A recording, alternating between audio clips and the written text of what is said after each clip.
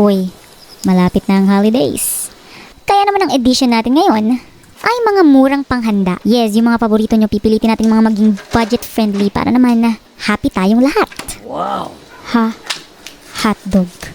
Para sa mga mahilig tumuhog dun sa may mga fishballan. Lulutuin natin yung hotdog. So, kayo nang bahala kung paano luto sa hotdog nyo ang gusto nyo.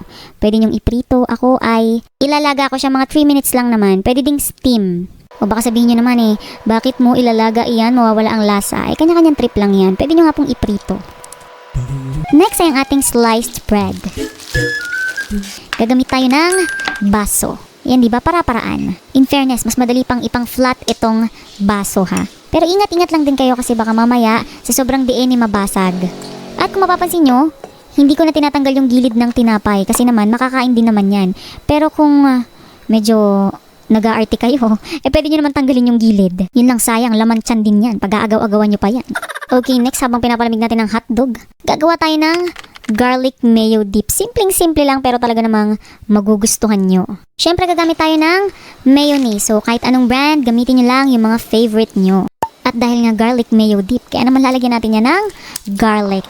Tapos, pagdating naman sa pampalasa, simpleng-simple, asin at paminta. Yung paminta, gamitin nyo yung durog.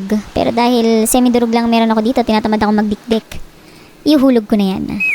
Ito, optional, pero I suggest maglagay kayo ng konting-konting asukal. Brown sugar yung gagamitin ko, pero kung wala kayong brown sugar, don't panic.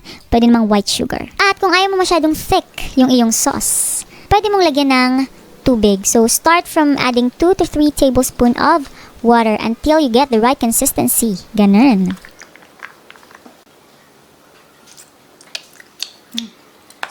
At maglalagay din ako ng cheese. So, kahit anong cheese ang meron kayo dyan, pwede. Pero, kung wala kayong cheese, pwede nyong alisin yan. Madali naman tayong kausap. Kaya nakalagay dyan guys ay optional. Don't worry, masarap na masarap pa din ang kalalabasan yan. Sarap talaga guys, as in, pack na pack sa handaan. Panlaban mo na to sa mga bisita mo. Nako. Ito na nga, pwedeng ilagay niyo yung hotdog ng buo para mas malaki. Pero ako hatiin ko para mas marami tayong magawa. Kung mapapansin nyo, hinahati natin yung dulo. Don't worry, gagamitin pa natin yan sa iba pa nating mga handa. Abangan. Okay, mag-alala, walang masasayang. Pwede din yung papakin. Charot lang. Okay, so let's start rolling. Kuha lang tayo ng ating flattened bread. And then, maglalagay tayo ng cheese. Ang gagamitin ko, sliced cheese. Pero pwede kayong gumamit ng mga ordinaryong cheese lang. Tapos, hiwa-hiwain nyo na lang. Ayan, i-roll nyo lang ng dahan-dahan ng inyong mga hotdog. At isara nyo yung gilid. Pero kung buong hotdog ang ginamit nyo at hindi nyo masara yung gilid, okay lang din yun guys. At, kung hindi nyo natakpan yung bread nyo, so medyo matutuyot yan. Kaya baka mag-break-break. Basa-basain nyo ng tubig. Itlog at breadcrumbs. So, yung egg ko, lalagyan ko ng salt and pepper to taste. Pagko-coat guys, kung ano yung kamay na ginamit nyo doon sa egg or doon sa wet, yun lang yung gagamitin nyo. At pagdating naman doon sa kamay na ginamit nyo sa dry, yun lang din yung gagamitin nyo.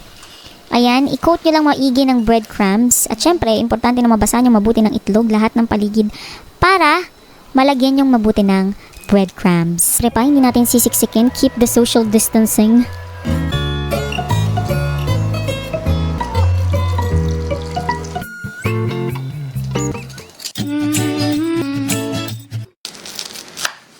Wow. Ayan, tapos pag ipe-present mo sa handaan, pwede mo siyang hiwa-hiwain para ang lakas makaganda sa iyong hapagkainan. Ganun. Presentation, check. Sobrang dali lang gawin, pero ang sarap. Mura pa. Kaya naman, ilagay nyo na to sa listahan nyo ng pwede nyong ihanda sa darating na holidays.